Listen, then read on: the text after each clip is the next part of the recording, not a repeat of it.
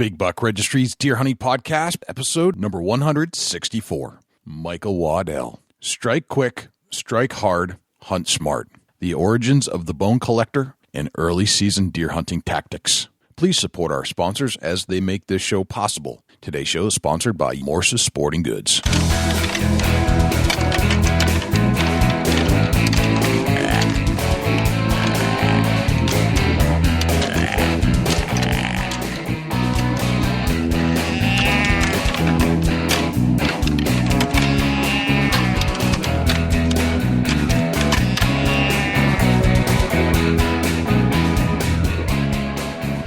Big Buck Registry is a virtual museum of hunting stories. We preserve a piece of Americana by interviewing and recording hunters about their hunts and experiences from across the country.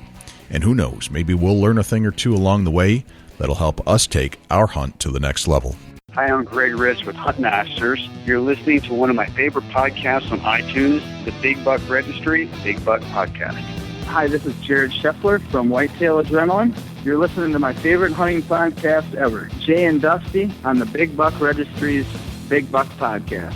I'm Lee Lukoski. And I'm Tiffany Lukoski, and you're listening to our favorite hunting podcast on iTunes, The Big Buck Registry, Big Buck Podcast. Welcome to the Big Buck Registry's Deer Hunting Podcast. Thanks for joining me once again and joining Dusty Phillips from Ohio. We're both in the studio, and we're hanging out with you in your car, wherever you are, on your iDevice, on your iPhone, whatever you're listening to this show on. Hey, you know what? It's going to be a pretty darn good day because we're hanging out together right here talking about deer hunting. Have a great lineup for you, and Dusty's psyched about this one because our guest today is one of the most humble and charismatic deer hunters you'll ever meet. And Dusty, I don't think you'll disagree with me. I wouldn't disagree with you one bit, Jay. He's all right. Michael Waddell. Michael Waddell is in the studio with us today. Yeah, man, that's exciting just to say the name, Michael Waddell. Yeah, he's such a good cat, man. He's funny and he enjoys life, and he doesn't take himself too seriously. He's very humble. You'll hear him say that during the interview, and you can tell he just doesn't get all caught up in the whole rat race. You know, it's not like look at me. Although he is very popular, people like him, so it's not like he's not in the spotlight. He is, but you know what? It doesn't go to his head. That's basically what it comes down to. And that's nice to see. Yeah, he's just he's down to earth, man. You know, and that he's level about what he's doing, and he ain't scared to voice his opinion. Exactly. You know, but it's amazing just how much some other celebrity hunters are scared to voice their opinion, where Michael's, you know, it is what it is. Right. You'd think it's, you know, I would put Michael towards the pinnacle of all the celebrity hunters that are out there. You know, if you had to like line them up, I'd say, you know, probably the Shockies are on the top of their game as far as popularity. I would say that Willie Robertson, Duck Dynasties, although I'm still wondering if they actually hunt or not, because I hardly ever see it. I'm sure they do, but it's not really a hunting show. And then I'd say the Waddells, you know, Michael Waddell and his gang with Nick Munt and T-Bone Turner. Right, and then you got to put Michael Pitts next in line, you know. Well, of course, Michael oversees all of them. If you had to like rank them, Michael Pitts is probably just a hair above all of them, right. As he would say. I'd say they probably all learned from Michael Pitts. Right. Him. Yeah. He is the master. He is the one that brings to us the world of polished deer hunting celebrities. He is the one. He is the guy that finishes them off and makes them ready for the big time. Michael Pitts. Yeah. I did walk out to the truck, and man, the air is feeling right, Jay. It is, doesn't it? It's got that smell and that feel to it. It's cool. Crispy like. Yeah. A lot of that humidity has disappeared, and it's got this like dry crispness to it. I mean, September is here, people. Yes, Some people in Ohio this morning, if you listen to the show Saturday morning here, you're hunting. Yes, you are. Opener is today. That's right. We've got some people out in the field right now actually shooting up the resident geese in New Hampshire. You know, it's that time of year, so it just feels hunting season is officially here in some capacity. I can almost feel like the hair on the back of my neck ankle a little bit when we're talking about it. It gives you the chills, man. It makes you feel good. It gives you the warm and fuzzies. Like it's finally here. Finally, we waited all this time. Like, yep. I remember last year getting close to the end of the season, I had a doe tag, and I said, "Man, I like to shoot a doe," but it didn't happen. man, I passed on some decent does. I should have shot one of them, from meat in the freezer. The last day, you're like, man, I got a long time to wait for this opens back up, Yeah, exactly. But it's here. It's here, man. It's time. Time to get out there. Time to get out in the field. It's still a little early, and it's going to feel a little warmer in the day, but the evenings and the mornings, holy smokes. Talk about a chill up your spine, as you mentioned. Absolutely unbelievable. Before we get to Michael Waddell, we need to get with Jim Keller with the deer news. For the Big Buck Registry, this is Jim Keller with the deer news. Our first story this week, robotic decoys help nab poachers. This story was written by Jackie Crosby of the Minneapolis Star-Tribune. Brian Woolslegal was fresh out of school and looking for work as a firefighter when he took a temporary job with a taxidermist. One day, a warden walked into the shop near Wausau, Wisconsin, and asked if he could build a robotic deer to help catch an illegal hunter. More than 20 years later, his business, Custom Robotic Wildlife, is now one of the oldest and best regarded of its kind in North America. Each year, Woolslegal builds a menagerie of about 150 lifelike remote-controlled animals, mostly for wildlife enforcement officers in states and American Indian reservations across the U.S. and Canada. Today, his white-tailed deer can be made to independently move their ears and tail, stomp their legs, and slide on a track that makes them appear to walk. He's made robotic animals as big as a bear and as small as a squirrel. He's sold pigs to game wardens in Texas and elk to clients out west. It's difficult to quantify how valuable the robotic animals are in the fight against poachers, who, by some estimates, take as many fish and wildlife as legitimate hunters each year. An Oregon police officer reported that the state raised $30,000 in fines over a 5-year period off a single decoy, which costs them about $2,500. White-tailed deer are by far the most popular order, costing about $2,500. A turkey, the second most popular, is about $2,000, and elk runs about $4,500. For more information about the manufacturing process and Brian's company, please check out our show notes on bigbuckregistry.com. 13-foot alligator taken at Florida farm. This story was originally featured on OutdoorHub.com. Employees at Out West Farms posted a picture of a massive 13-foot alligator that was harvested last week by Cliff Lightsey in Okeechobee.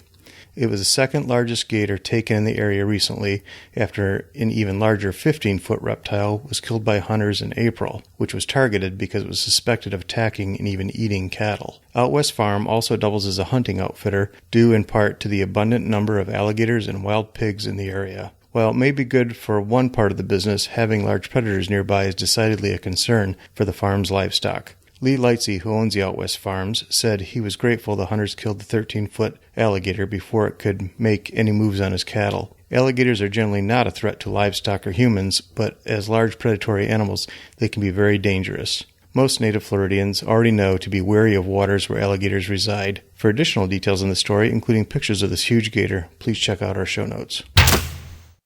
Deer and Deer Hunting joins Pursuit Channel, announces Block. This story was originally featured on the deeranddeerhunting.com website. America's original categorically exclusive media authority dedicated to white-tailed deer and hunting will move to Pursuit Channel in 2017, announced Jamie Wilkinson, Vice President and Group Publisher of F&W Outdoors, the parent company of Deer and Deer Hunting magazine. Destination Whitetail and Land of Whitetail, two of hunting's most popular television series, will join Deer and Deer Hunting TV in this historic move to the Pursuit Channel. One upshot of this new relationship will be the creation of a Deer and Deer Hunting Saturday Night Deer Camp, which will be a 2-hour block featuring a handcrafted selection of the best whitetail hunting shows on television that will be anchored by the 13th season of D&DH TV. For a link to this story, please check our show notes. Indiana collecting deer samples after bovine TB discovery. This story was originally reported by the Indiana Journal-Gazette. Indiana officials say they plan to collect samples from as many as 1,100 deer in response to the discovery of bovine tuberculosis in the wild in the state for the first time. The Indiana Department of Natural Resources said Wednesday that it has created a bovine tuberculosis management zone in 3 east central counties where it will collect samples. The emphasis will be on bucks 2 years old and older. The disease was recently found in wild white-tailed deer at a Franklin County cattle farm. The department will meet its goal by requiring mandatory check-in of hunter-harvested deer from September 24th to 25th and November 4th through 27th. There also will be voluntary sampled submissions from October 1st to November 3rd and December 3rd to 11th. Officials say if hunter participation is low, they will remove deer from the surveillance area early next year. For additional details on this story, please check our show notes. That concludes this week's edition of the Big Buck Registry's Deer News. If you have any ideas for future topics or have any questions about any of these topics, please email me at jim@bigbuckregistry.com. For the Big Buck Registry, this is Jim Keller with the Deer News. Thanks to Jim Keller with the Deer News, and without further ado, here is Michael Waddell. Michael Waddell, welcome to the Big Buck Registry's Deer Hunting Podcast. What's happening, my friend? Doing good, buddy. We're closing in. We are closing in. It's almost the season. Yeah, it is. It's right around that corner. Somewhere. Probably is. Well, you know, I found that we had this interesting fact that we had somebody submit a buck from California back in July. And it was a blacktail, and it was a beautiful velvet buck. And I'm like, oh, man. And we're used to resubmitting or reposting bucks that are submitted to us. It's like, do I have an illegal kill here? I can't post this on the Facebook page. Well, come to find out, there is a zone that starts for blacktail. There's one zone that starts in July. And I was like, that's got to be the earliest season out there, if I'm not mistaken. It's got to be, because the only one I would think when it comes to deer hunting would probably be South Carolina. I think they come in August, but holy cow, man, even now here in Georgia, it's so hot and all through the South. I mean, I'm so ready to go deer hunting, but it's right now you'd have to almost hunt in your Fruit of the Looms to even, be able to withstand the heat. Right, flip-flops. You ever hunted in your Fruit of the Looms, Waddell? Not legally. Not legally. I've learned that most of the time, if a grown man's running around in his Fruit of the Looms, it usually ain't up to no good. So, but I've seen times where it would be more comfortable based on the weather conditions to get out of the scent lock and hunt in the Fruit of the Looms because it gets hot. Do you actually have Fruit of the Looms that you could hunt in if you actually wanted to? I guess you could. I guess you could technically. You know, you can get those colored ones. You can get them in different colors. I'm sure you can get them in camouflage. And you remember it was Larry the Cable Guy said he wasn't for them colored Fruit of the Looms. He said because you can't tell when they're dirty. Larry the Cable Guy. He's a classic. Absolutely. That's so funny. Oh man. For sure. So we've been wanting to have you on the show for quite a while. We have interviewed your counterparts, anywhere from Nick Munt to T-Bone to your nemesis Michael Pitts, and we've learned a lot about you, and we thought, you know what, it's time to have the man on himself and see what he has to say about everybody and everything that's going on out in the hunting world. That is awesome. All those guys I like. Matter of fact, I saw that. The one with Pitts and heard the one with Michael Pitts on, man. I laughed so hard, man. He's one of my favorite people. Matter of fact, I retweeted that one. You know, he was giving the sound about basically I was a student of his all those years. Yes, so. Yeah. A student in his hunting dojo, right? That's right, in his dojo. That's right. He cracked us up. He's a good guy. I mean, that's definitely a character that you guys created for him. He plays it so well, but even behind that, he's a quality human being, or at least it seems as so. You know him personally. He really is. Matter of fact, I was over there just the night before last, actually. The first night that I was going to be on the show, and actually, I was coming back from Pitt's place. I took all my kids over there. And I had my 9-year-old, my 2 9-year-old twins, and my 11-year-old, and I got them readjusted and got them set up with their bows. And so Pitts is kind of teaching them a little technique. So I literally was in Pitts' dojo.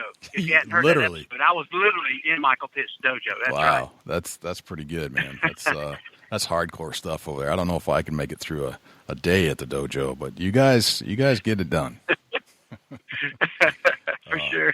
So tell us a little bit about yourself, Michael. We see you on TV, and you've got a great reputation. You seem to be everywhere. Very, very popular. Have a lot of your sponsors behind you.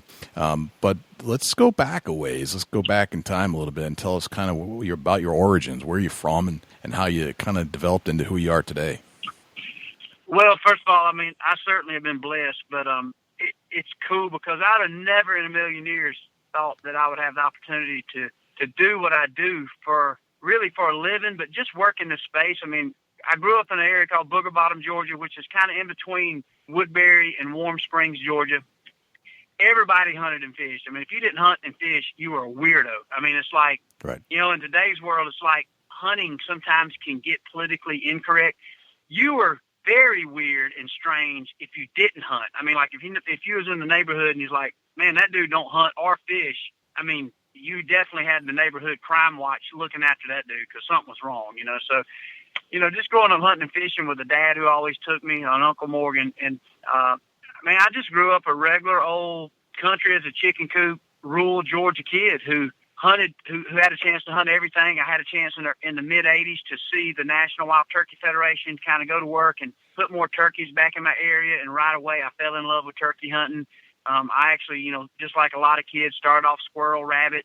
You know, we even had a few quail around the area, and then that led to deer hunting, to turkey hunting, and just really just turned into a passion. And you know, and just one thing led to another. And my dad, he was always a contractor, so I spent every summer working, you know, with him on the job, from everything from hanging sheetrock to running a bull float out there on some concrete to literally just, you know, helping trim in a house to dry in a house. So, you know, I learned what hard work was early, and I also learned if you worked hard, you got a chance to play hard. And us, you know, out there where I'm from, playing hard meant you had a place to hunt, and you went and hung out, and you had a four-wheel drive truck that you could ride your little lady around in and get stuck, and then get your buddy to come pull you out, and maybe reverse that same thing the next weekend. So just really just grew up just like a lot of kids in the country who just had a tight, you know, knit group of friends who like to hunt and fish and hang out, and just kind of all-American kind of kid for the most part.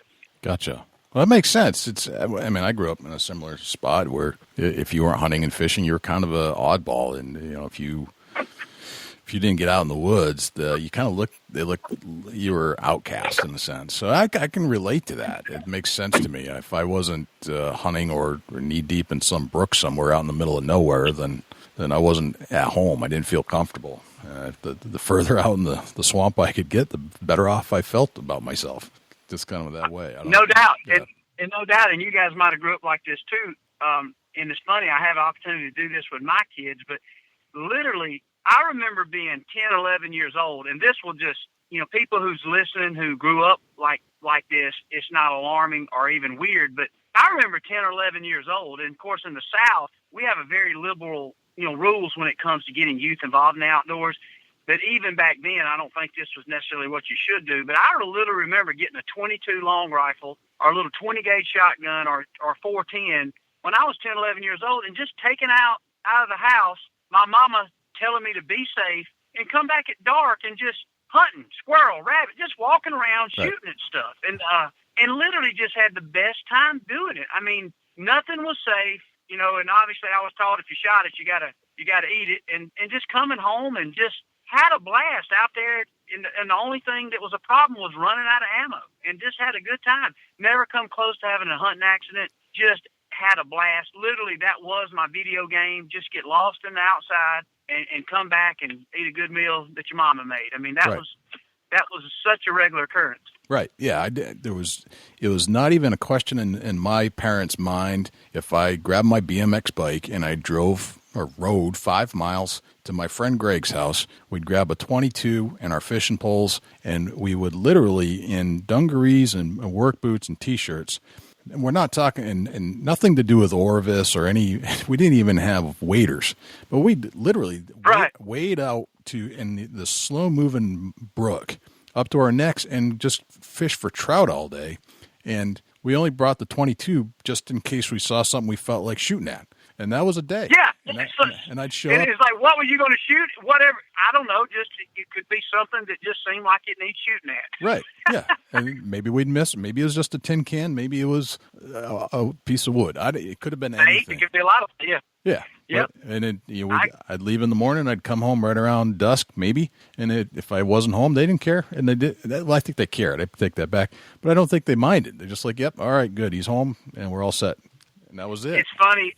And alarming as that would sound to some people in modern day society, I personally think that that's what's being lost in the youth and the generation now is that opportunity, because obviously I was kind of in that era to where video games did come around. I'm 43, so obviously I remember seeing the Ataris come. I remember seeing the television and things like that. Obviously we didn't have iPhones and things to do like that, but that was entertainment. We had so much fun. You mentioned the BMX bike.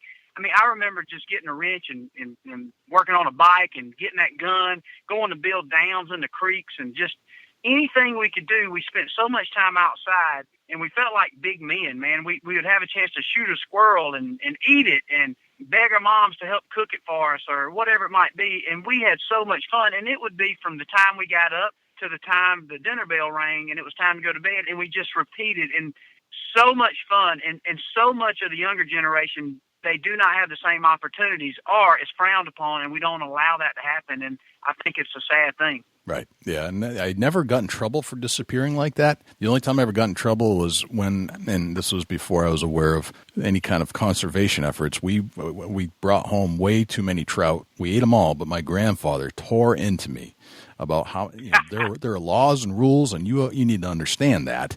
And he would not let me leave before I absolutely had a better understanding of why catching 14 trout was a bad idea for one day. So, and it's right. Yeah, I'd never do that today, but back then I didn't think anything of it. But that was the only time I ever got in trouble. Other than that, it was free roam. That's so cool, and you learn from a young age. I've always said sometimes it's hard to be good at something, have a passion for something, unless you kind of rode the ragged edge of doing something wrong in it too. And I was the same way. I mean, I'll be honest with you, growing up in Georgia, I didn't know there was such thing as a squirrel season until my papa told me, and my dad, like, boy, you can't be shooting that squirrel. It's July. And like, what do you mean? What's the difference in July and September? It's like, well, there's a season in September, not in July. But then again, you started learning. So again, catching a couple too many trout or shooting a squirrel in July led to the opportunity to learn a valuable lesson. That's a heck of a lot less to get in trouble with than going out and hanging out on the street corner playing a video game, maybe doing a little bit of crystal meth, and then you're hooked and you screwed up the rest of your life.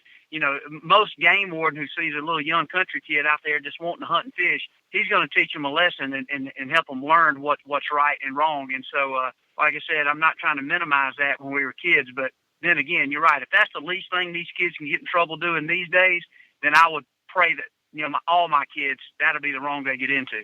Right, I completely agree. So when you were a kid, this was kind of a normal lifestyle for you, just being outside, and so at that point, I mean, you never expected that you'd be on television and be a popular television outdoor celebrity. I would imagine. Was that the furthest thing from your mind back then? The furthest thing, I never in a million years. I mean, it's like even when I started working with Bill Jordan at Realtree Camouflage, I never thought that I would be on TV or have a chance to host a television show. I knew that there were VHS tapes out there. Even when I was young, I remember watching people. Some of the first tapes I remember seeing was actually tapes like Roger Ragland. I remember seeing even Noel Feather. Y'all might remember. I remember Noel Feather. Just little videos. And then also Will Primos had some stuff out there. There was a couple of different people, but I never thought that. I didn't even know there was a livelihood you could be made around television and video work in the hunting industry. So no, never in a million years. I just realized as I started getting into high school that I become obsessed with it, just turkey calling and realizing that I just wanted to be better at it. I wanted to be better at understanding how to be successful in killing a turkey or get my limit of deer, or then the archery bug bit me. And so no, I never even had a goal of being on television. Gotcha. Yeah, and it did. I can't imagine most people would, but it's interesting how it developed. When did you get your opportunity? Well, I got my first big opportunity when I was in high school. I guess about my sophomore and junior year, I got obsessed with turkey hunting. I mean, to the point to where all my heroes were not sports athletes. They were all people like Paul Butsky, Dick Kirby, Nightingale, those guys. Right. I remember really looking up to Ray I and Denny Gulvis.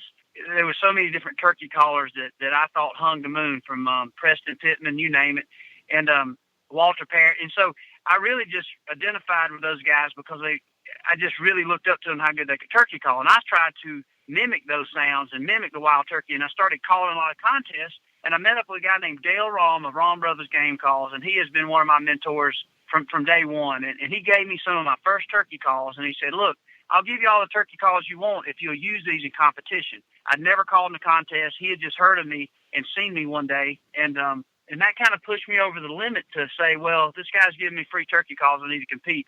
Well, immediately I started doing really well and placing at the state level, started competing at the national level, started doing good, and I won a couple really big contests. And the first really big contest I won was called the Realtree Grand America down in Perry, Georgia. I won $1,000, man. I was on top of the world, son. I was like 18, 19 years old, and that's where I started meeting a lot of people at Realtree. And Bill Jordan offered me basically what he called an advisory staff, where he gave me free camouflage, and pretty much that was it. That's all that came with it. So at this point, you know, in the early 90s, I had free camouflage and free turkey calls, and I didn't think a kid from Booger Bottom needed anything more than that. I mean, that's like keeping up with the Kardashians. I had kept up with anybody and everybody just getting that, you know. So I was right. rich and famous, I thought, at that point. And so that led to having an opportunity to guide and take some people hunting with Realtree, and they would pay me $100 a day to guide, and I couldn't believe that. And I was getting a chance to take people like Dale Earnhardt, who I couldn't believe I was even meeting, much less taking them turkey hunting. I met a lady named Laura Lee Dovey, who was an outdoor writer, who just kind of also took me under her wing and was telling me what I should do, and kind of helped me understand that there really was a true hunting industry, that you can make a living in it. And about the same time, I was going to Heaton and Mare School, you know, the technical school, and I just really thought I was going to kind of sign back on and help and work with my dad in contracting and build and remodel houses and just, you know, live a small, simple, you know, down-home life. And literally around that same time all this was happening, David Blanton had asked me if I thought I could run a camera, and it just so happened me and a good friend of mine named Shane Collier over at Big Buck Trading Post, I was working part-time as an archery tech over at this archery store, and he and I had happened to video a bunch of our own stuff on VHS, and I showed him some of the footage, David Blanton. And he said, dude, just run a camera. He said, I'll pay you to, you know, not just guide, I'll pay you to run a camera. So I started kind of working as a freelance camera guy. One thing to led to another, and at the end of that year, he offered me a full-time job, making a big whopping $18,000 a year, and once again, free turkey calls and free camouflage. So, man, I had hit the big time. And so just kind of one thing led to another, and with the growth of the industry, Outdoor Channel come along. And one thing I really respected about Bill Jordan and Realtree and David Blanton, they always pushed me to be creative. Like they would say, what do you think, Michael? You know, what do you think about our videos? What do you think about All Stars of Spring? What do you think about Monster Bucks? So I'd give them all these ideas, but, you know, being a young kid, you didn't really think that they would take your advice. And so I'd say, man, what about we do this, this, and this? And so they're like, let's do it, Michael. Let's do it. And so I remember as we were fighting that battle when TNN became Spike TV, and then we were trying to switch Realtree Outdoors over to ESPN2 at the time, we started, and for the first time I realized that there was kind of this political battle of nationally representing hunting to a non-endemic, or in other words, everybody didn't live in this bubble of hunting and fishing and, you know, this campfire talk that we're talking now, that there was a world that was kind of against us, and it was politically, in a lot of cases, incorrect for hunting shows to be aired at a national level. Right. And so that's when, about that time, Outdoor Channel come on the mark. And I remember I had this idea of this TV show, which turned out to be Realtree Road Trips. And so I remember pitching David the show, and I remember pitching David Blanton this show, and he said, man, I love the concept of the show. And I said, well, I don't know who we get to host it. I just think it'd be a good show for this Outdoor Channel, this new network. Yep. So with that said, he said, well, why don't you host it? And I'm like, no, David, I wasn't pitching it for me to host it. I was just saying, he said, Michael, you'd be the perfect guy. He said, you know, you're young, you're charismatic. And he said some nice things about me in that little production meeting. And next thing I know, I'm sitting there with Realtree sales team, and we're going over a production schedule. And I'm like, oh my God, you know, we didn't talk about raising my salary or nothing. It was just, I was going to get a chance to put the camera down and go hunting. And I couldn't believe it. And so the rest is kind of history. And we started the Realtree Road Trips, and that kind of led to just, you know, opportunities for me as a, if you want to call it, a hunting personality. And I've always shied away, guys. I've never liked the term professional hunter, because we all are professional hunters. We all try to promote hunting. And so with that, I don't sit here and claim that I'm a better hunter than anybody or anything like that. I just simply want to promote the culture of hunting, and I want people to understand how fun it is.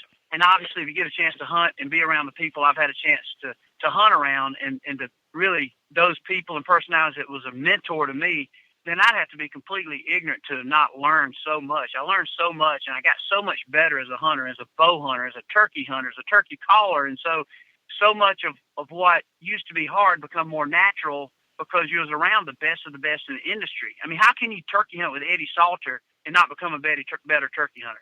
Right. How can you spend 2 weeks with Chuck Adams and not understand how to be a better bow hunter? And so Right. I was just so blessed, and it was literally like being in a whirlwind in almost a fantasy world. All these people I'd looked up to and admired, they literally had me under their wing and just was, loving on me, teaching me things. And they showed me a lot of respect. And I look back, and I think the one reason they respected me so much and gave me so much love, I think they saw my passion. They saw how much I loved it and how much I truly loved hunting and the outdoors. I was truly just a little redneck kid who couldn't believe I was in it. And so it just gave me so much gratitude. And so those guys gave me so much back, more than I could ever, thank them for. It's quite an opportunity, and you took not advantage of it, but you went with the opportunity, and that's you're right. You couldn't have made that up. It just kind of came into your being. That's pretty neat. Well, it taught me so much because even now with kids, and I got a 16-year-old son who's just eat up with bass fishing. He loves it so much, and he's into the technical aspects of it. And it's funny. He reminds me of how I was about turkey hunting. And I said, Mason, take it. And he's been lucky that through some of the, anglers I've met through hunting, I was like, man, talk to these guys and use every bit of knowledge they got, the good and bad. And if you really want it, when a door opens, you got to make sure when it's cracked, go on through it. There's no shame in going on through a door that opens. But you got to work for it, and you got to make sure that you pick up the trash when you get through that door, and then you get to another door, and you might have to grind and sweat to get through that next door. But keep going through those doors, and you will get there. And it's such a cool American story. I mean, when you can make a living based on a couple turkey calling championships, that is proof that the American dream is still here, and it proves why the election this year is so important. Because in America, you can take a passion, just something you truly love, and you can not only make a living, you can make a great living in it because you're still rewarded with hard work and passion in this country, and it sometimes gets overlooked. I completely agree. I agree. I don't think people realize that you can do it, and it just takes hard work and effort, and you have to stay with it and not give up, and it's persistence. But you're completely correct in stating that. You got to have the drive. You definitely need to have the drive. Sometimes people think they want to do something, but a lot of times what they really want, they want the money and the fame. They want that within a week or two of getting out there and doing it. And so what you realize is and it's so cool to talk about it, even my career, because, I've been in this space now for 23 years, and that'll show you that, man, ever since I was 19, 20 years old, I've been working in it. And if you keep up with, say, bone collector road trips, literally in the last 4 or 5 years, I've really started to make some money. Right. So a lot of times you see somebody on TV or you see the show or you see a hunting personality or hear somebody on radio, you think, dude, they're making a killing, man. They're in the hunting industry. They're freaking raking it in, and, I'm having to pay for this and that, and this rich guy, he ain't no better hunter than I am. Man, I don't consider myself rich. I consider myself rich by the standard that I get to do what I love for a living. But for 20-something years, I worked in this to keep the light bill on and to do what I love. And luckily, by the grace of God, Bone Collector has given me an opportunity to give us some financial freedom. And I don't take it for granted. And anybody that buys a Bone Collector product, man, I love them, man. I'll hug their neck and I thank them because there's so many things they can spend their hard-earned dollars on. And when they buy something that we help create, that we help to hopefully, generate jobs in America with through something small as a hunting brand, it means something to me. And so, but with that said, it took a long time to get there. There was a lot of years. I worked a long time at Realtree down there running a camera at $18,000 to $22,000 a year, eating Vienna sausage. And so, Right. So sometimes you got to be patient. Like I said, you got to keep working and keep grinding. Yeah, you got to pay your dues along the way, and then stay with That's it. right. Eventually, it comes, but it's not a cakewalk. You got to put it all together. So That's right. When did Bone Collector come into the picture? When did you transition out of Realtree road trips into the Bone Collector? That's a really cool story, and it's funny because I remember that was about that same time as when all the forums and different social media was starting to come on so people could talk, and there's a lot of misconceptions. A lot of people thought I left Realtree, but what happened was with Realtree road trips, we weren't expecting that to be as big a success as it was. And so when that happened, I was a full-time employee at Realtree, just making a salary. One of my responsibilities was to host 13 episodes of Realtree Road Trips, and I had a plethora of other responsibilities at Realtree. And so obviously in any big company or corporation, there's policies and parameters. Well, with that, there was nothing I could do extracurricular, so I couldn't have any other side work, and my focus was to work for Realtree and stuff like that. And so when I started having these opportunities for endorsements, when people would call me and say, hey, Michael, we'll pay you X amount of dollars, come do seminars at our hunting show, I technically couldn't take that money, right, because that was against Realtree's policy. And sure couldn't take money if I had, say, a Muzzy Broadheads or a Hoyt bow that said, Michael, we'll pay you this, but we want to use you for the catalog. So in essence, I was kind of property of Realtree. And so Bill Jordan, as we got to talking, he said, Michael, you got a lot of opportunity right here. He said, I hope you'll always be loyal to Realtree. He said, but you need to leave Realtree. And I talked to him about that. And I said, well, Bill, and I talked to David Blanton about it a lot. And we talked about a lot of different things that could happen. And he said, but I'm scared if I change it and give you the one-off opportunity to do these things, it's going to cause me problems with the company and managing this whole company, because what's good for you has got to be good for everybody. So basically, after a lot of discussion and prayer, to be honest, I left Realtree as a full-time employee and went out on my own. And really at that particular time, I didn't leave to start Bone Collector. I left to be able to take advantage of endorsements, to design a gun with, say, Thompson Center, or to work closer with Hoyt, or to work closer with G5 Broadheads or Bushnell. And so therefore I was going to be also getting a check from those guys to do appearances, to go to work, no different than Michael Jordan worked for Nike. Right. And so through that process, Bill signed me back on as a subcontractor to continue on hosting road trips.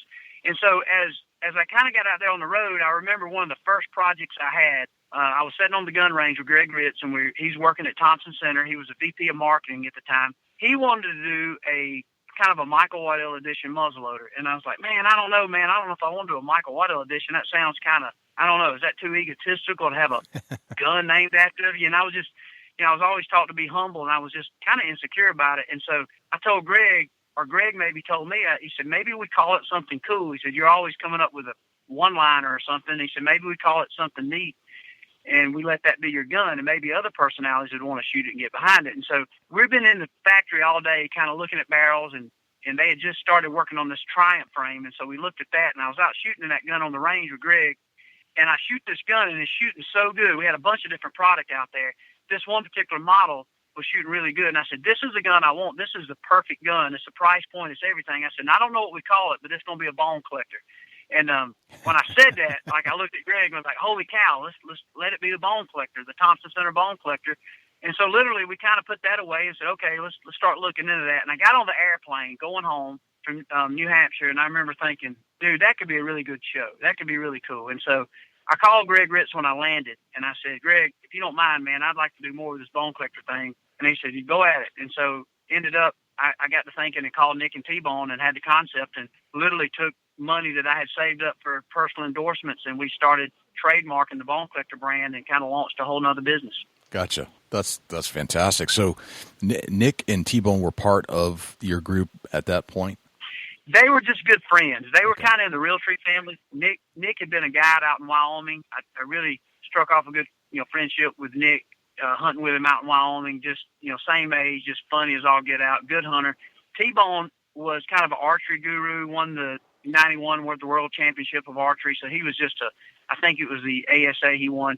He was such an amazing archer and a good, funny guy. And we was already using T-Bone as a creative kind of counsel with some stuff we were doing with Foxworthy. And he was obviously a big guy, and a big old jolly fun guy. And so with that said, we had so much cooking. So I thought they would be the first perfect personalities to help me with the load if we got this Bone Collector off the ground. And so I'd already knew them, and they were kind of out there, and nobody was really utilizing them as personalities. And just, and I wasn't looking for them to be a pro. I was looking them to be truly a personality. And that's kind of what they turned out to be, just really funny guys and fun guys, great hunters, but at the same time, the kind of guy you'd want to hang out. If you knew they were in camp, you'd like, holy cow, I'm pumped, man. T-Bone's going to be in hunting camp with me. And so that's what I was trying to create. Gotcha. So you did some work with Jeff Foxworthy several years ago, correct? Correct. Gotcha. Correct. And Jeff still lives in the area, and every once in a while we have a chance to chat. And we were doing a video with Realtree called The Incomplete Deer Hunter. Yeah. And it was a comedy video. It was Jeff's kind of idea. Realtree ended up producing it, and so I was kind of behind the scenes as a producer, and we had a chance to do a bunch of fun stuff with him. And that was when I first had a chance to work, I guess, professionally with T-Bone in production, and work with him a little bit as a personality. And that's actually, his name is Travis Turner. That's where his name T-Bone came about, was actually during that Incomplete Deer Hunter deal. Okay, that makes sense. So did that help project your career or propel your career further, working with Foxworthy? It's funny, not as much, it wasn't like Jeff made a bunch of calls and said, hey, man, there's this young kid from Booger Bottom who's pretty funny or pretty cool. You need to look into him. I think just being around Jeff and other personalities and other successful people definitely helped project it, because I started learning, what those guys were. And I think the thing I learned the most, even in somebody like Dale Earnhardt, Foxworthy, the one thing I realized, they were always very gracious and they were always very humble. And in some cases, those guys were so talented, they deserved to have an ego, because they were good. I heard Charles Barkley say one time, he said, when they was playing with the Dream Team, they said, hey, how's the egos? He said, egos are pretty big. He said, but we all here deserve to have an ego. Right. But these guys never had an ego. They were just really good at a certain thing they did. But outside of that, man, they were just regular guys. And I started paying attention. Maybe outside of the rap industry, it seems like most of the people who make it the furthest, they don't have an ego. They're really good at something, and they know they are. They're very confident. But there's a fine line between being arrogant, ego-driven, and confident. And so being around those guys helped me understand the difference in being arrogant and being confident. And if I'm going to sign up to do something, I want to confidently tell those people around me that we're going to get it done, man. We're going to have fun. We're going to do it, but we're going to do it as a team. We're going to do it together. And that's one thing that's helped me a lot. That's awesome. It's good to hear. It's staying humble is a good place to be. And you're right. There are some people that I guess deserve an ego, but I love it when you don't. I think that's just the way to live your life. Most importantly. Absolutely. So let's transition a little bit out of the history of Bone Collector, and let's talk about some deer hunting and some strategies. I'm going to turn the mic over to Dusty here. I'd like to talk about some early season tactics and what you guys think about this time of year. Let's start out with what are you doing right now today to prep for the season to come here in a few weeks? Right now, right around here in Georgia, our season comes in the earliest it's ever have, like September 10th. Right now, and we just made it legal. In the last 2 years, you can legally bait in Georgia. You've always been able to bait prior to the season, but it had to dry out before that. So literally all kind of summer, I've been getting an inventory, and things have changed so much with trail cameras, and now even the technical advantages advancements they got now in the trail cameras would send them to your phone, and these Bushnell trail cams that send them right to my smartphone. So you can kind of monitor and inventory bucks all year long. And so right now I'm literally been bush hogging a few trails and kind of getting a line of a strategy. I got a pretty good inventory and just putting stands in place and getting ready, because obviously early season is these bucks on this late, summer food pattern. That first 2 or 3 days that you hunt them, man, it can be just deadly on them. And so I think almost right now for early season, not just here at home, but also the places we know we're going early, especially for whitetail, is just really getting ready to make that strategic attack. And I almost think you got to get all the intel you can, especially the summer months and leading up to the season, to be ready just like a Navy SEAL to come in and strike quick and strike fast, to hunt smart rather than hard, especially early season. If you'll hunt smart, I found early season you can be a lot more successful, especially if you can afford some of the technical advancements in trail cameras where you understand what the deer are doing right there. I think right now, kind of looking into the early season, especially when it comes to whitetail, we're just kind of really taking all the intel. And now that really I think so much has changed in the way we all hunt, and it seems like I never thought I'd see the day that it seems that you're saving your money up to see how many cameras you can get in your arsenal as far as trail cameras. And now you even got the wireless cameras that send them right to your smartphone. That is amazing. So now, right now, I just been kind of bush hogging trails. We're luckily here in Georgia, we can legally bait all times of the year now, at least in the southern zone of the Georgia I hunt. We got some phenomenal bucks. So I got a really good inventory of all the places we can hunt. And of course, I've got kids. I got a wife that loves to hunt. And so, Daddy been doing all the work. And so they now trying to eavesdrop and see what kind of bucks I got and where I'm going to set them, opening day. So it's kind of fun to do all that. But now when it comes to hunting, these cameras have showed us that you can hunt smart is more effective, I think, especially on whitetail, than hunting hard. And I never thought I would have seen that happen, because these cameras can tell you when these deer start really hitting the food sources, start doing certain things, and then when the timing's right, you can slide in there. And that first couple of days you hunt an area based on the intel, I mean, it's almost like being a Navy SEAL, man. You got all the information, come in there and be ready, and you can almost watch your clock. And 6:30, 7 o'clock, if that's regular when they've been hitting the food source or food plot, maybe early season soft mass, tree situation, whether it be persimmon or fruit tree, you can come in there and kind of cook your cornbread, man. So it's pretty cool. So I would say the advancement of technology in these trail cameras have changed a lot in the way I prepare. Gotcha. Do you keep any kind of record of year to year of what bucks and where at and what you're after for the new season? I've been blessed to do that. It's funny. I'm kind of stuck in between old school and new school. One thing I've always kind of not liked about the hunting industry, how everybody nicknames their buck, and we kind of get into this, well, he's only 5, let's give him the 6.5, or we're not going to shoot a 4.5. I've always said, man, I raise kids and I shoot deer. I've always said that. But I've been very blessed to have a few places that I can come back to and hunt regularly. So it's definitely changed my mindset that, yes, I do keep an inventory, and I kind of got it cataloged as far as the deer that I've seen the last several years, some that I know are up-and-comers, and some that I know that got by that are still there. So it's actually exciting to kind of go back and look at the years past of trail cam pictures on a hard drive or on the computer and say, man, this buck's back. And it becomes almost as fun as actually hunting the buck itself, just knowing that you got them back. It's almost like a mysterious stranger that you know. Is there any particular methods that you're using to bring bucks back in early season? I've had really good luck with I've been using that big and J, that BB squared, and I'm telling you, I've used it all from corn to every product out there. I've had so much luck with that. That aroma on that is so good, and there's something about early season that they just love it. And everywhere across the country, I've had really good luck kind of getting good inventory of what bucks are there, and you can buy it in a little brown bag.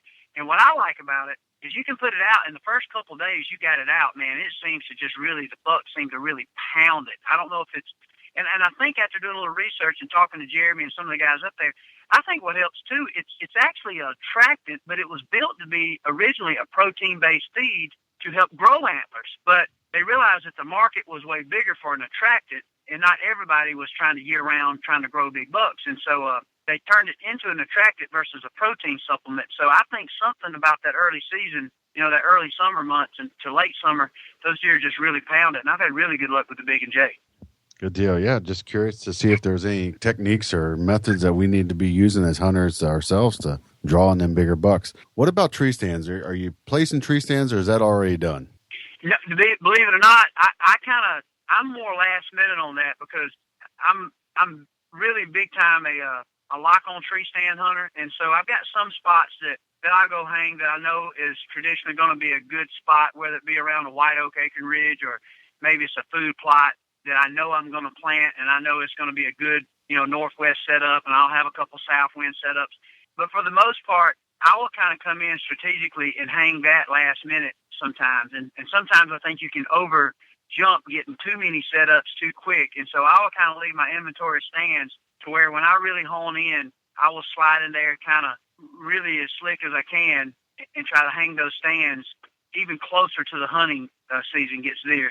That way I can kind of be more agile when it comes to what the wind direction is and where exactly I want them based on what the deer are doing.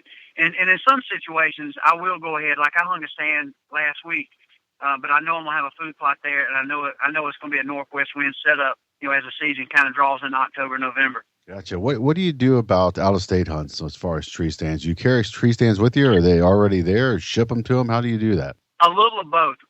That's one thing that's kind of fun that is also a challenge. We do a lot of out-of-state hunting, and we do a lot of hunting with friends who allow us to hunt. Like I was just talking to Jeff Danker. He's going to be he's somebody I look up to, just a really good guy, and he's invited me to come hunt his Oklahoma place. And the good thing about that, I'll be honest, I know nothing about his place, but I don't have to because Jeff Danker has invited me, and I'm going to be hunting the stand that Jeff Danker hung. And then as we get there, we'll tweak the stands, and if I see something happening, then Jeff will be the first to say, yeah, we need to move over there 200 yards or whatever.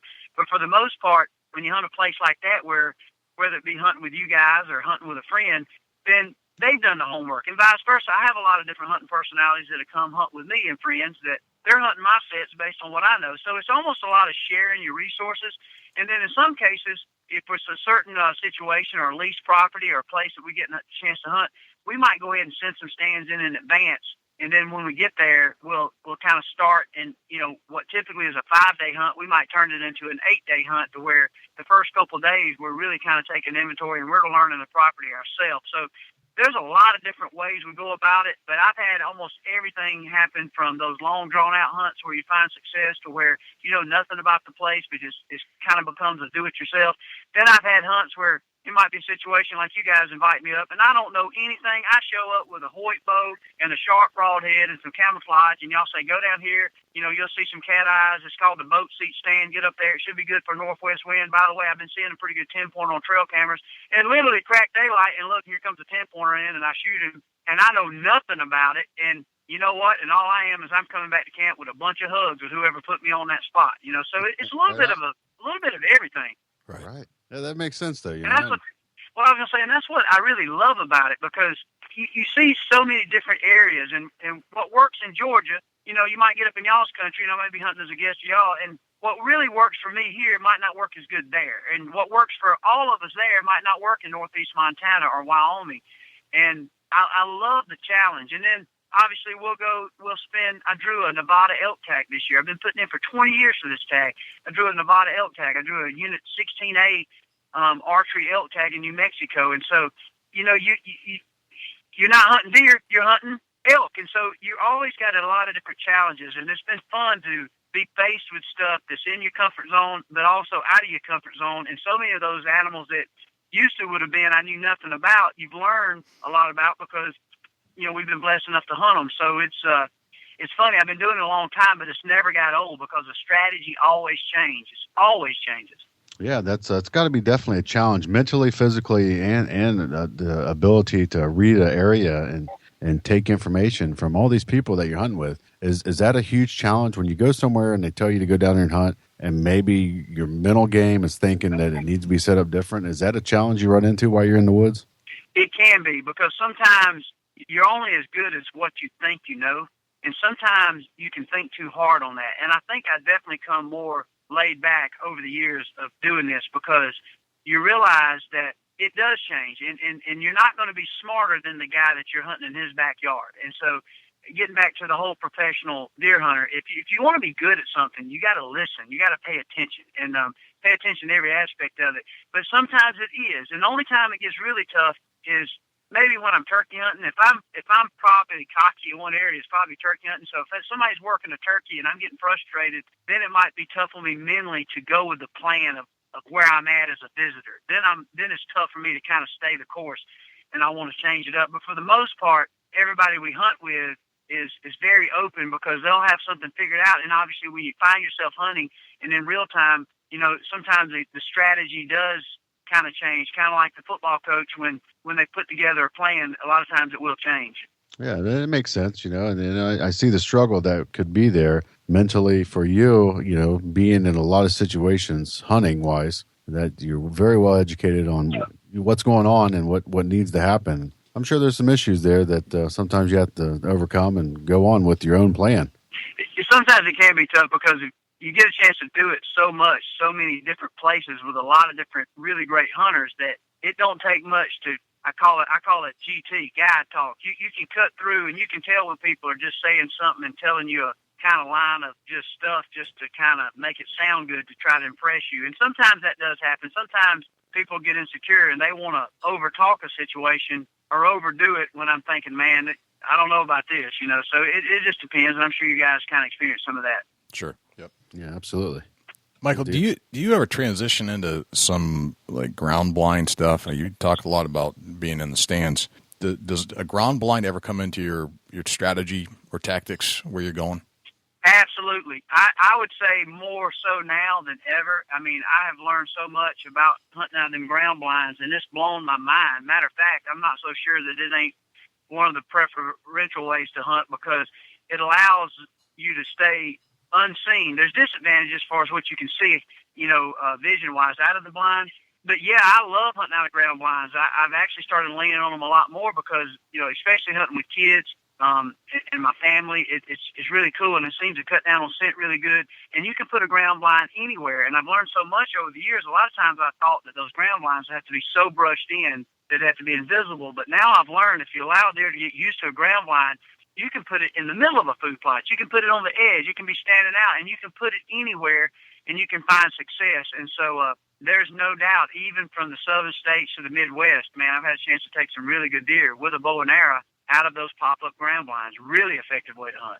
Interesting. I've been hearing a lot more about them. I have one, and I haven't really attempted to hunt as much out of it as I have tree stands. And I'm up in New Hampshire. I'm in the Northeast, so my hunting style typically is a stock, or if we have snow, it most likely will be a tracking type thing. So we're not sitting around, we're actually getting on a trail and following a deer until we get a shot at it.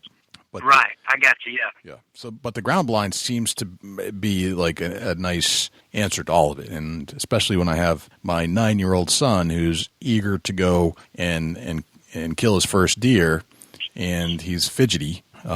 This is a ground blind seems to be a nice tactic for that, and he's taken his first turkey. Now he's like, all right, now I want to shoot a deer. It was the first thing he said after he killed his first turkey this year. He said, all right, now I want to shoot a deer.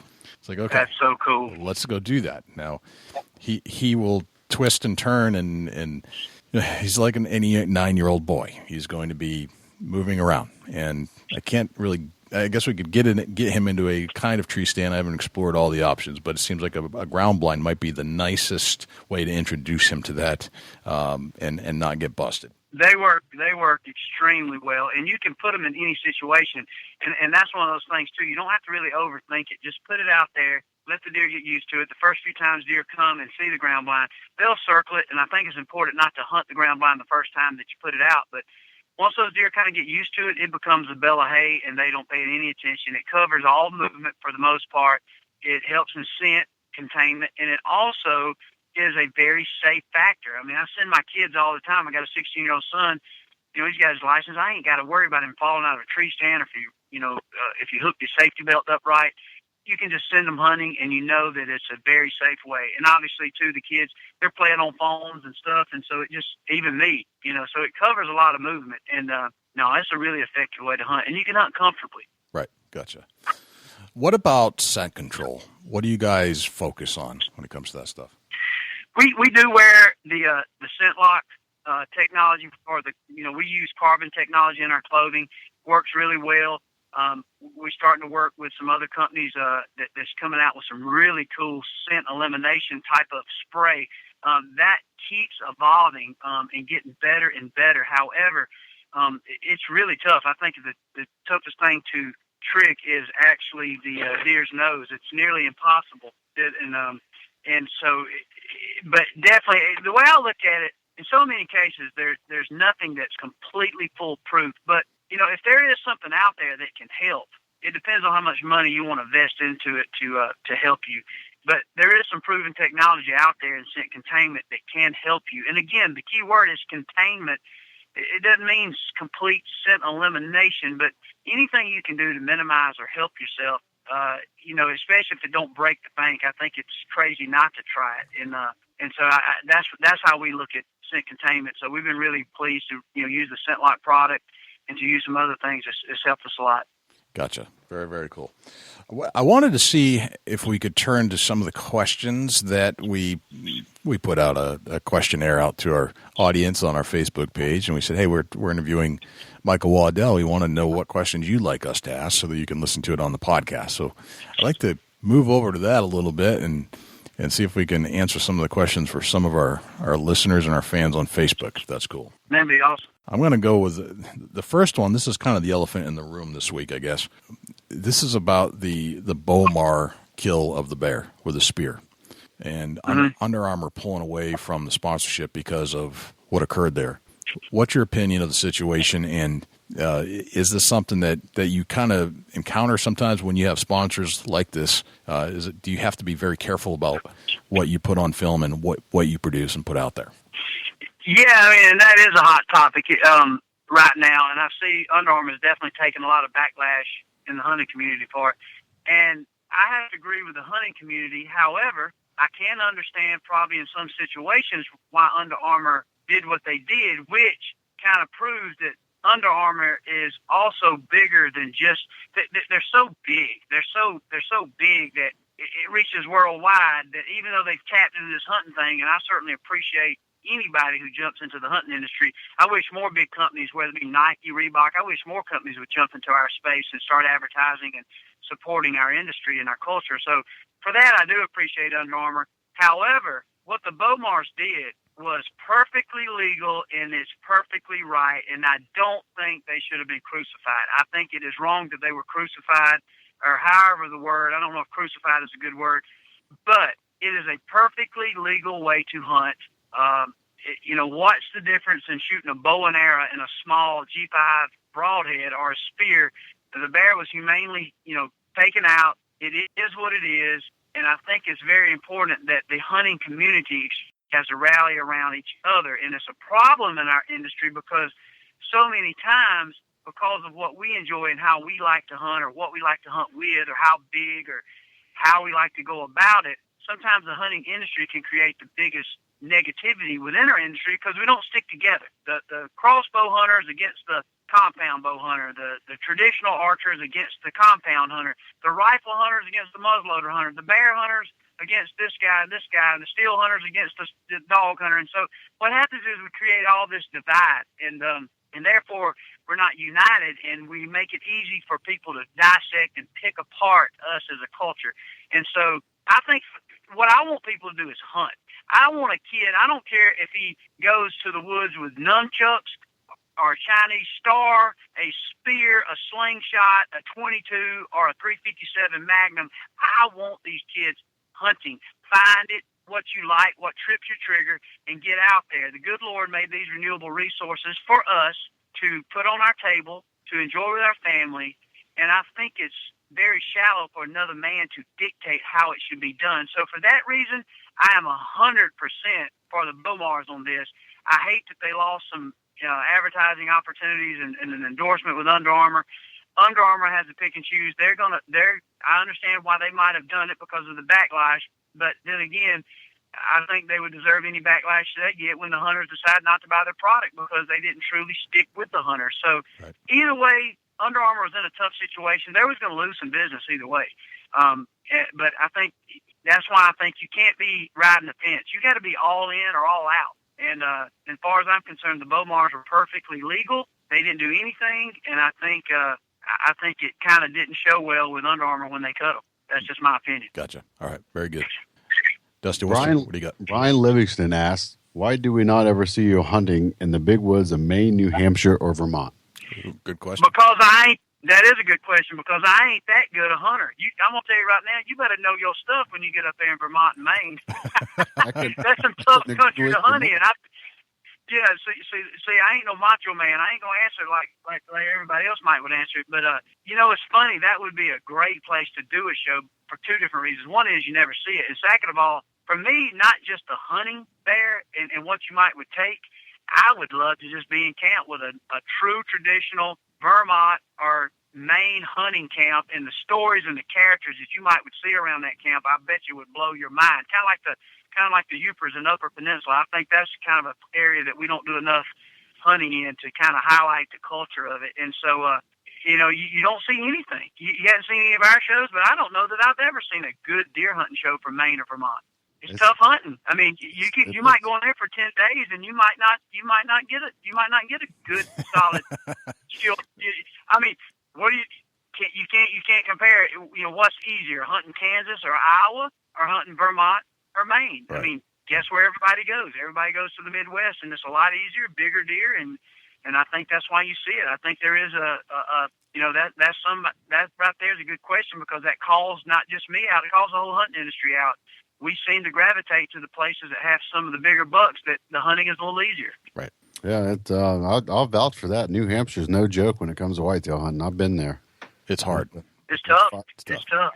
Man, 5 days of hiking, hunting, looking, searching, sniffing. It was It was definitely a hard hunt, and it was definitely one of the most memorable hunts I've ever been on. But I never did lay my eyes on a deer, a whitetail, the whole time I was there. Right.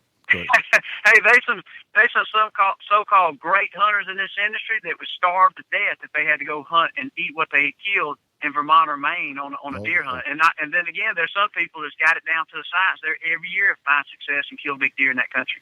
Right. Yeah. That's it's something that you learn different areas, and it's a whole new ball game when you go out to the East Coast like that. It's unbelievable. I mean, these guys No doubt.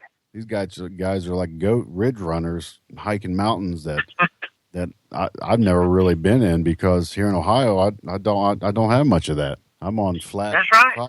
I'm on flat ground, row crops everywhere, and 10, 15, 20 acre wood patches loaded full of big giant bucks, and I can't complain. I'm blessed to be here, but I go to New Hampshire, and man, it's a whole different hunting style. It's something that I never, it blew my mind. I was Right.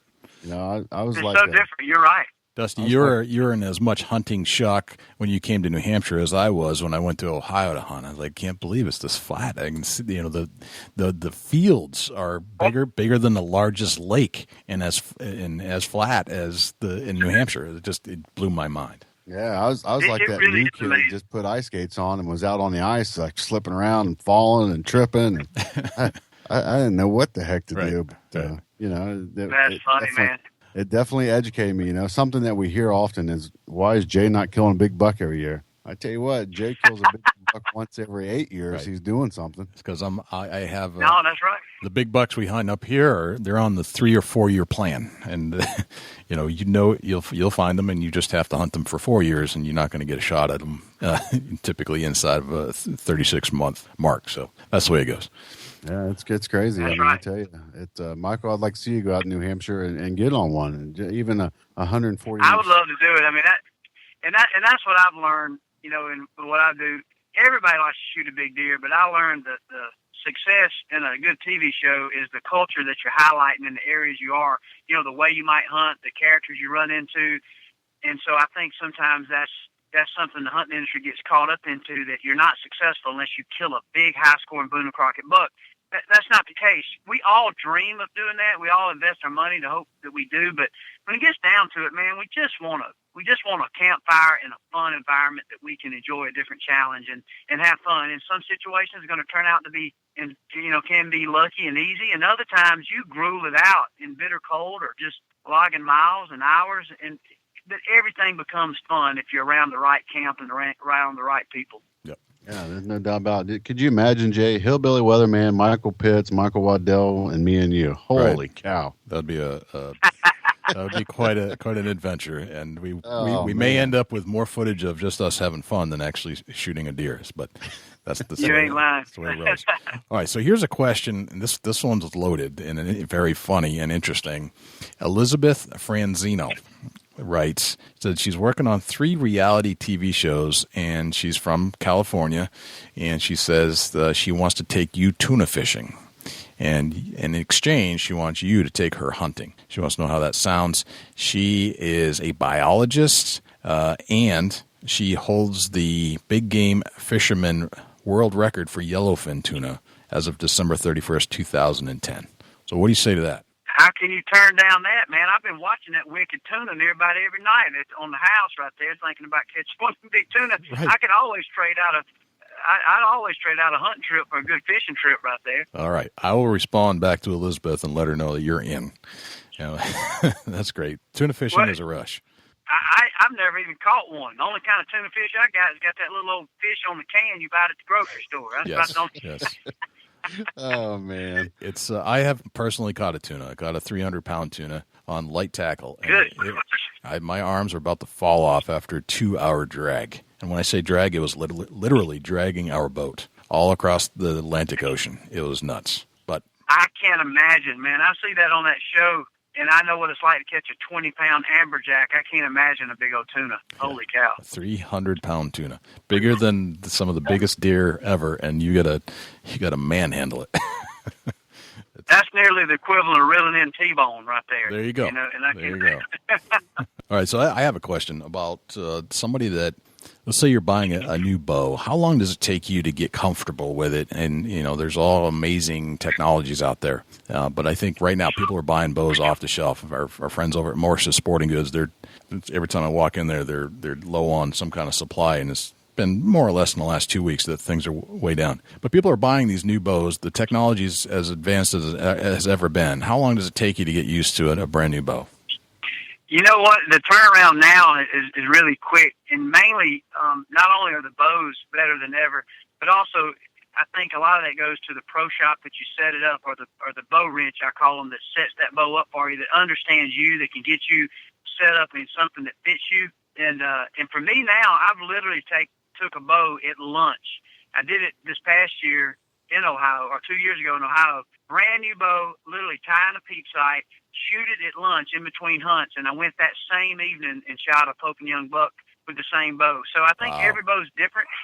It is something that we're kind of really blessed that every year, when especially Hoyt comes out with a new bow, they will send us the new bows for us to test, to start marketing. So in some cases, you get something that you really like. Like I got a bow right now. I've got this Carbon Defiant. I also have a Hoyt Nitrum, and those bows, man, I love them. Holy cow, they shoot amazing. But guaranteed, come about late October, November, they're going to have the brand new bow for next year, and they'll want us to immediately start shooting it. So you have to learn to kind of do it quick. T-Bone sets up our bows, and Michael Pitts sets up a lot of our bows. So the turnaround of how they set those bows up for us, we can literally be out and literally making 50, 60-yard shots within a day or two at a level that we feel confident of hunting with and filling a tag with. So it's changed a lot. Gotcha. So the learning curves on these new bows is pretty quick. That's it. If you're shooting it the same day, that's crazy. Gotcha. There no doubt. If you change completely a whole different cam design of a different bow design, when it comes to the way a bow shoots from say a speed cam to a going back and forth between the kind of a more forgiving bow to a speedy bow, I think it takes a little bit more learning in how to shoot it. And sometimes you'll get a bow that you just don't like as good as your older one. So I think it depends on the bow. It depends on the person. But yeah, nowadays, if you get it set up right, you can get really comfortable with that bow really quick. If you're already used to archery, if you're a beginner, it's going to take you a little bit more time to just get used to the mechanics of shooting. But I would say now it becomes like riding a bike. You just kind of, a little bit of pedal and stroke different, but you still keep it balanced the same way. Okay. And this next question is along the same lines from Brianna Grewing. She wants to know, do you hunt with a crossbow, and what kind of broadheads do you prefer? I do hunt some with a crossbow, not as much as I probably should, because I really want to take more of a offensive approach to promoting crossbow, because I do think that's a chance we got to get more new hunters out in the woods. Maybe there's some people that don't feel confident with a vertical bow, that we can get them bow hunting with a crossbow. That's the exact opposite what some hunters would go against. But I have hunted a little bit with a crossbow. Matter of fact, I took my son years ago, and he shot a deer with a crossbow and loved it, and just had the best time hunting with that crossbow. And we use a lot. Hawk just come out with some, or Killer Instinct just come out with some really cool crossbows that we've been using. And for broadheads, I've been using the G5 product. I love that Havoc. I think that Havoc is probably one of the best broadheads that I've shot in a long time. Super sharp, just devastating, flies like a bullet, just amazing broadhead. The only time I don't use that Havoc broadhead is when the state legally says I can't, which there's not many states left that says you can't. All right, very good. Robert Jones asks, tips on hunting a mature 6 and 7 year old buck that likes the dark. Dude, that's like, trying to kill a vampire, man. It's amazing. The toughest thing in the woods, I think, to kill is a big mature buck that is nocturnal. And to be honest, and nobody really wants to say this, but the truth is it takes some strategic luck. I mean, you learn all you can. I think the best way that I've learned now is if you got a buck that you know is there, go ahead and invest into one of those digital wireless trail cameras that'll send it to your phone, and literally monitor without having to go in there. And when that buck, there will always be a time he'll start making a mistake. And when he starts making a mistake, I mean, you beg your employer to get you off work, do whatever you can, and hunt that buck right then when he starts showing up. And I've learned that, and that's where I've had a little bit of success. Prior to that, I'm telling you, you just about got to wait for a the neighbor's beagle to run that deer by you. It's almost like it's impossible, it seems. And also, I think pre-rut is about the best time when those bucks are really cruising. So you're just hunting and hoping and praying for that buck to make a mistake. And a lot of times, if you really were to punch in the algebra or the analytics of your trail cam pictures, and you look at your odds of you killing that deer, it would almost make you not want to hunt, because you look at all the daylight pictures versus dark pictures versus even on that daylight pictures, could that deer potentially have winded you before he even got to the stand site? So there's so many variables. It helps you understand, if you really study those trail cameras and put them into a formula, it'll let you know that your percentages of seeing that deer in daylight hours are slim. So when you do get a chance, the most crucial thing I've seen in killing big deer, when you see them in daylight hours, you have got to kill them. You have got to get an arrow or a bullet in them and put them in the back of your truck. You can't wait for tomorrow. So that's why I spend all my time. I'm very, very aggressive when it comes to shooting a lot and being very aggressive and being able to make a 50, 60-yard bow shot. A lot of people frown upon it, but these big bucks are not going to make many mistakes. And when they make the slightest mistakes, you got to put the hammer on them, son. You got to close the coffin. Gotcha. All right. I've got one last question from our fan base here, and then I've got 10 rapid-fire questions to get to know you just a little bit better, and we'll let you get on to whatever you had going on. All right. So Andy Mitchell writes, can you do your Hank Jr. impression? I don't know what that means. But apparently I know what he means. Sounds good.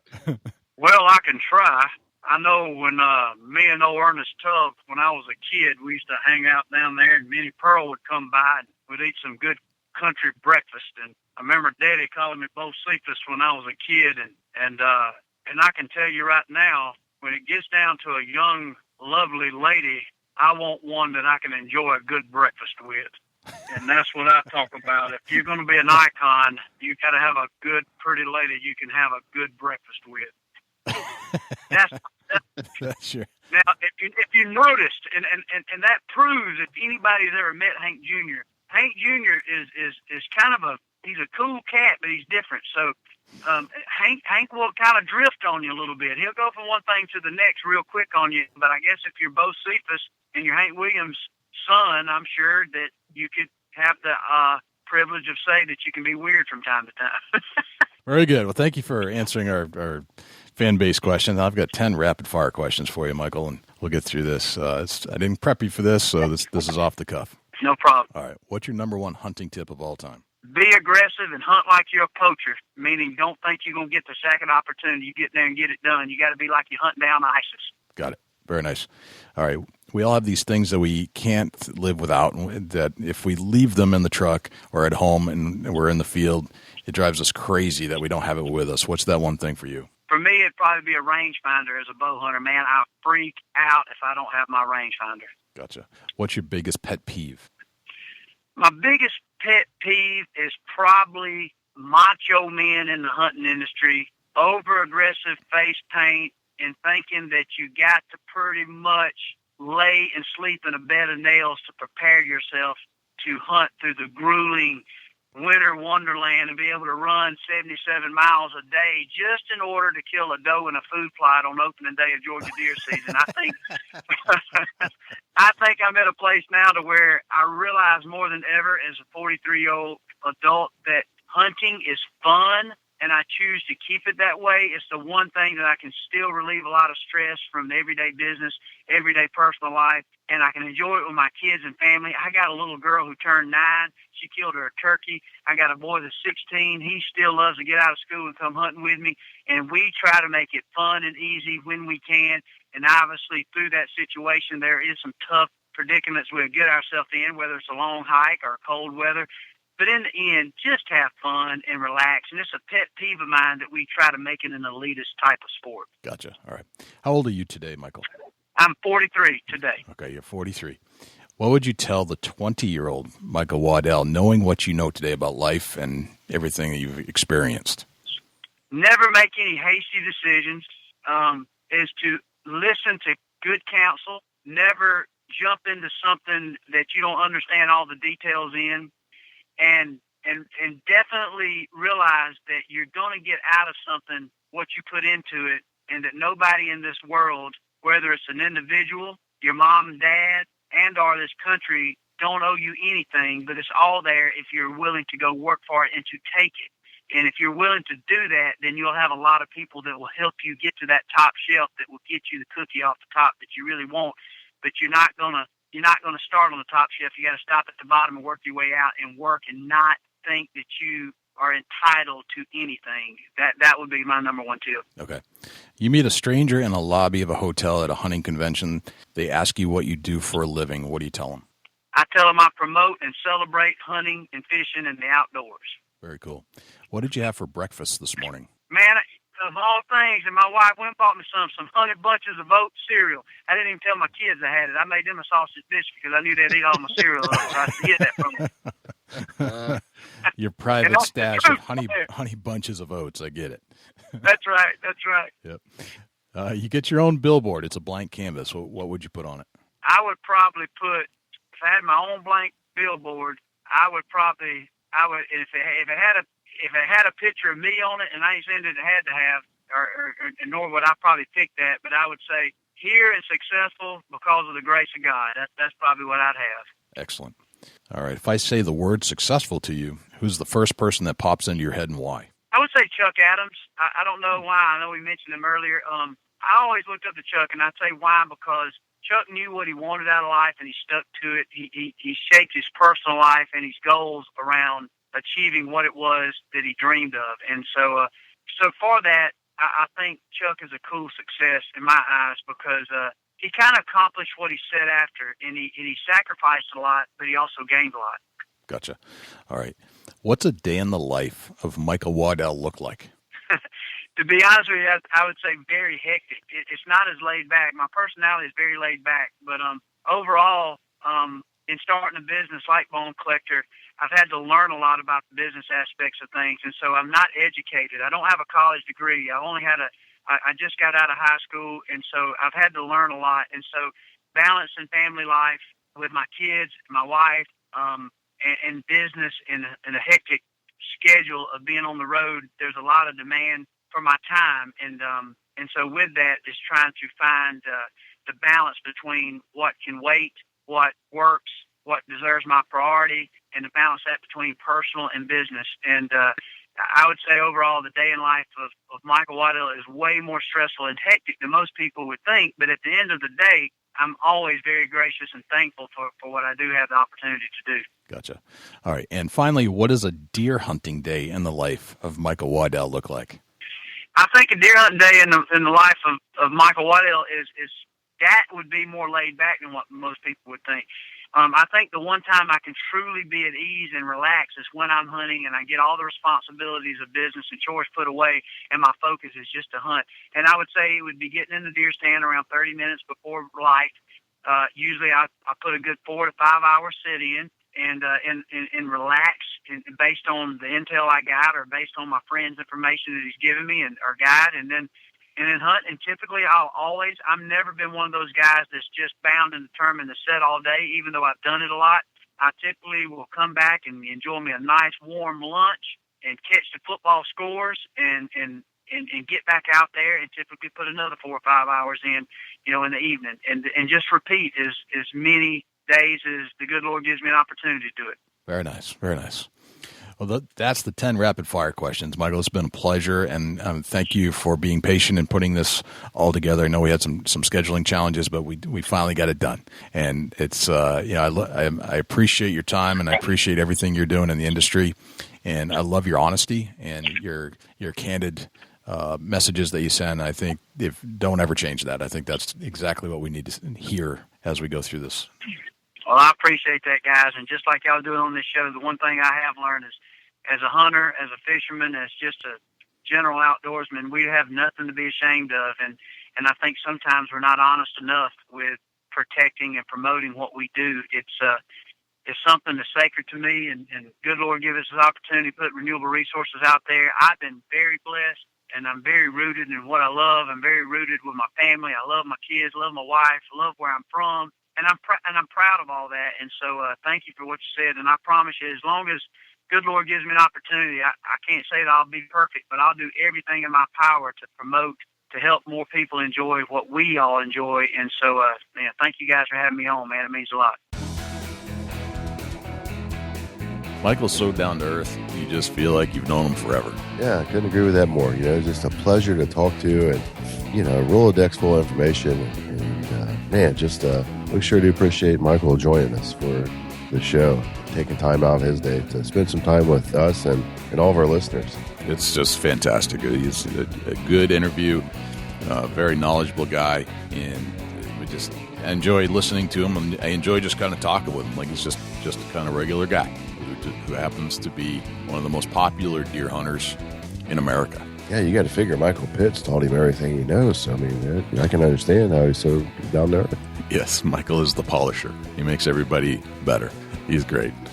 Awesome interview. Thanks to Michael Waddell for joining us on the Big Buck Registries Deer Hunting Podcast powered by USA Trail Cams. Dusty, do we have a Chubby Tines tip of the week? Yeah, we do, Jay. The Chubby Tines tip of the week is sponsored by Morse's Sporting Goods. Firearms, used firearms, bows, used bows, located at 85 Kentucky Falls Road in Hillsborough, New Hampshire. Give Jim a call at 603-464-3444, morsessportinggoods.com. Your dollars go further in New Hampshire. There's no sales tax. Morse's Sporting Goods. Safety harness time. Get your stuff out. Go through it. Tree stand, climbers, hang on. If you've got a safety harness that has a fray or a little bit of a cut, or maybe you hooked it on a fence, or maybe you hooked it on a part of your tailgate or something, or a bolt sticking out in the barn where you had it, and it's got a fray or a rip in it. Guys, gals, friends of ours, you've got to stop and think, is a $100 safety harness worth your life? Absolutely not. Is a broken, frayed cable on your hang-on tree stand or your climber worth your life? Absolutely not. Take that $100 and get it fixed. Buy you a new harness, or it may be more than $100. Spend the money. Be safe. If you come back with an injury or a wound, you're no longer enjoying your hunt. So just get it fixed, get it right, and be safe out there. There's so much new safety gear out there as far as the lifeline from the ground clear to the seat. Right. Everybody's like, oh, that's expensive. Well, it's not really expensive when it comes to your life. I would pay quite a bit to keep my life from having a hunting accident. Right. So just, use your head and maybe overlook a couple bags of corn to fix your safety equipment. Yeah.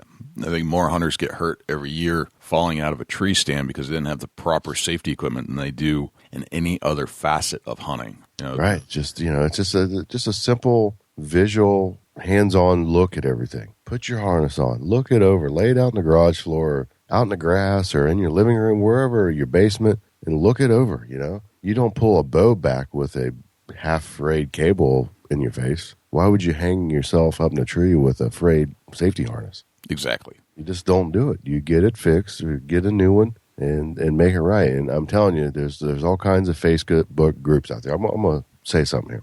Get on Facebook, find a hunting group, and post on there. If you're low on funds, post on there that you need a safety harness. Other hunters will postage you a safety harness that they got laying around. A good one. Right.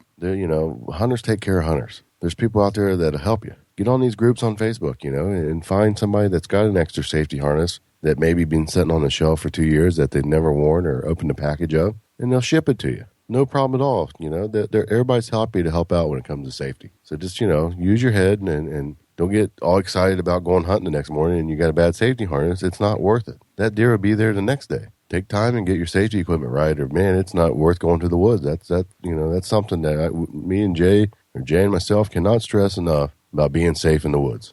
Right. We want to hear your story, not a horror story that you fell and broke your neck or your back or your legs or your arms, or we see it every year.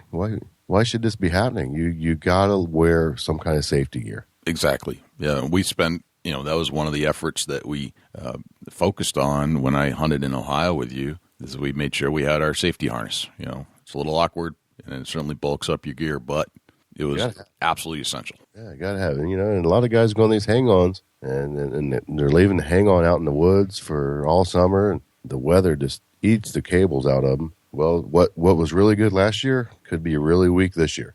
So take that in consideration. You got to check your gear. Yeah. Just because you think it's good doesn't always mean that it's safe. Exactly. So, And I would guess that if you needed some stuff, Morse's Sporting Goods would be carrying that over at their place. Last time I was there, they had a whole bunch of it. So if you want to like save some money on sales tax, you can buy it in New Hampshire right from Morse's. Listen to the ad and you'll get all the contact information for that. Oh, that's an absolutely great tip, Dusty. It's that time of year. We will all be in tree stands before you know it, and check your equipment before you go out there. Make sure you're safe. Yeah, it just takes a few minutes, and man, it could save your life. Absolutely. So, well, thanks to Michael Waddell once again for joining us on the Big Buck Registry Deer Hunting Podcast, and thank you to Jim Keller with the Deer News, and thank you to Morse's Sporting Goods for sponsoring the Chubby Tines Tip of the Week. Dusty, where can we find you when you're not hanging out here in the studio with me? Shoot me an email, dusty@bigbuckregistry.com. You can look me up on Facebook, facebook.com/Chubby Tines Outdoors. Shoot me an Instagram and @Chasing Antler. Jay, where can the people reach out to you when you're not on the mic? Best place to reach me is jay@bigbuckregistry.com. That's my email address. You can always follow us on Facebook, facebook.com/bigbuckregistry, twitter.com/bigbuckregistry, instagram.com/bigbuckregistry. We are officially on iHeartRadio now, and that's bigbuckregistry.com/iHeart. They snuck it into their directory, and I didn't even know it because we should have got an email and we didn't. But so I'm not sure how long it's been there, but it's been at least a week is my guess. But yes, we're there on iHeartRadio now. You can find us and check us out if you're an iHeartRadio user. We're also on iTunes, on Stitcher. If you're on iTunes, please leave us a review. Leave us a 5-star if you love this show, and subscribe to this show.